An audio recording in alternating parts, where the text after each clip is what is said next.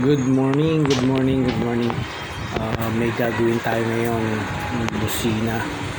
Switch. Switch natin sa switch horn.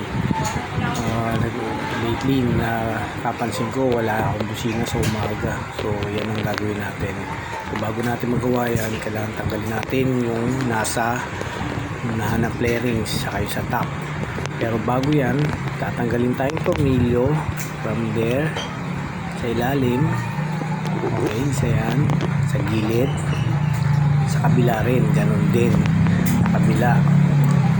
So pag natanggal nyo na yan sa ibabaw, tatanggalin din natin. Mag-uumpisa na tayo.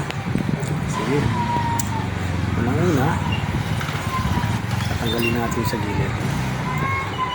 Okay, so pag natanggal na natin yung sa gilid, sa kabila rin ganun din, ingatan nyo dahan-dahan pati sa ilalim. Medyo nahirapan ako dahil nasa isang gilid lang ako ng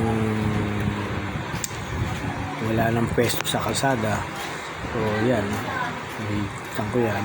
Okay, pagkatapos tanggalin na natin muna yung side mirror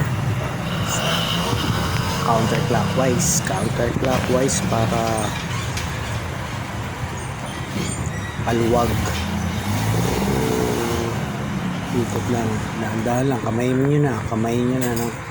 Para hindi magasgasan yung pinakanap. Tatanggal nyo rin yan. Nahirapan lang ako kasi nasa gilid lang ako, hindi naman tayo pwedeng sa gitna. So yan, isa. Tapos natanggal ko na rin yung isa kanina eh. So yung flarings na lang. So tatanggalin natin yan. Okay, pagkatapos nyan yung flarings yan sa ibabaw. So bago natin yan, kukuha tayo ng pangsikwat lang kailangan dyan. So pag nasikwat na natin yan, gilid-gilid lang, hindi naman pwedeng kailangan madaliin yan eh. Dahan-dahan sikwat lang, pa-slide ng sikwat kasi may mga clip yan sa ilalim. So malutong yan, so mas mahirap pag hindi umangat yan. Angat na kagad, mahirap sa una kasi may clip.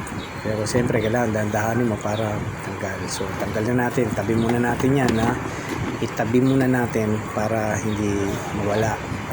So ang aanin naman natin is yung sa harapan. Okay, pag tanggal natin yan is tatabi natin para ma-access natin yung pagtanggal yung kukunin natin yung switch ng on switch.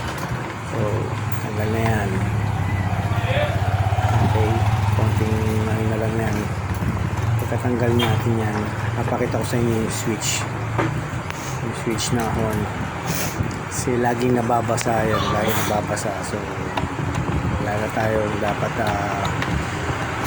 patagalin pa kasi baka masira yun, kakaroon ng mga molds sa loob.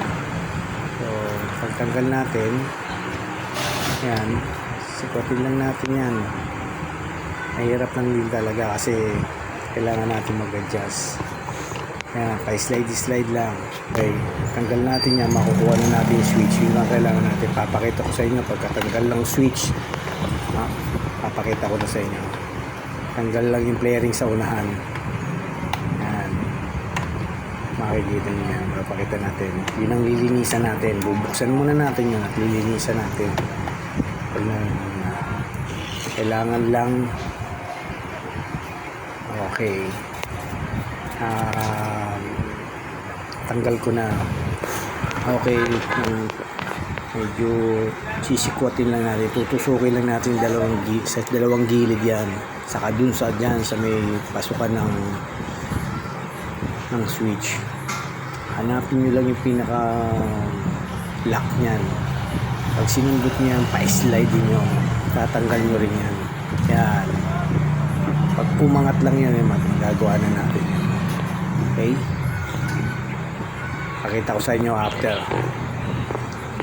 Okay, ito nabaklas na natin.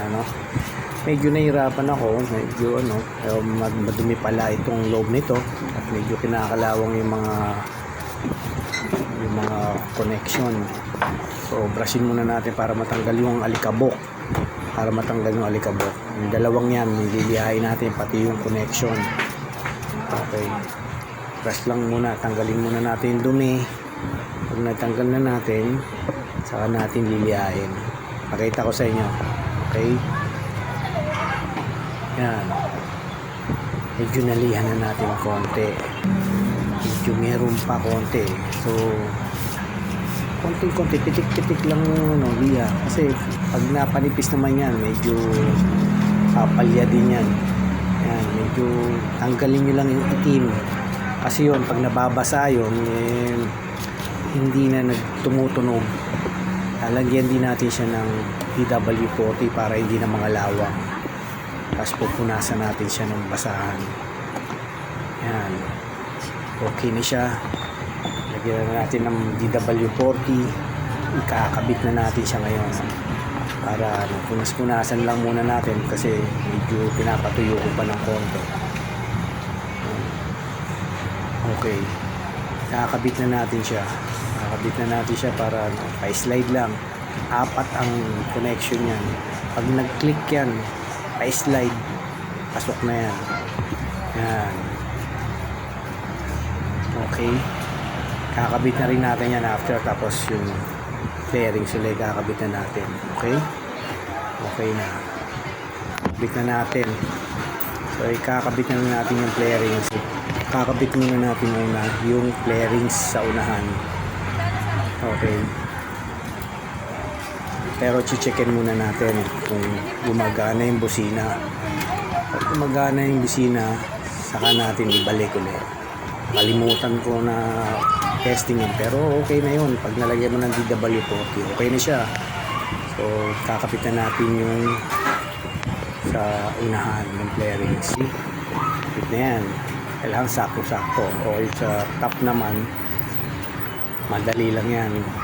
So swak lang natin yung sa bandang baba, tapos tulak. Hop, kaya padaanin muna natin yung abansa. Okay, tamaan tayo. Okay, pag i-click na natin yan, i-click lang yan eh. Tutulak mo lang yan, papasok yan. Pag napasok na yung clip, kailangan naka-align lagi.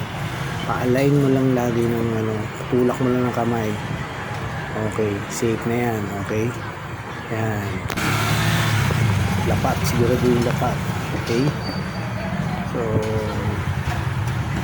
kakabit na natin yung side mirror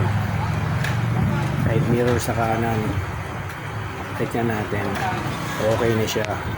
Pero kailangan natin gamitan natin ng panghigpit kasi niluluwagan ko yung kaliwa para pag dito sa parking tinatamaan din yung side mirror ko. So higpitan lang natin for safety.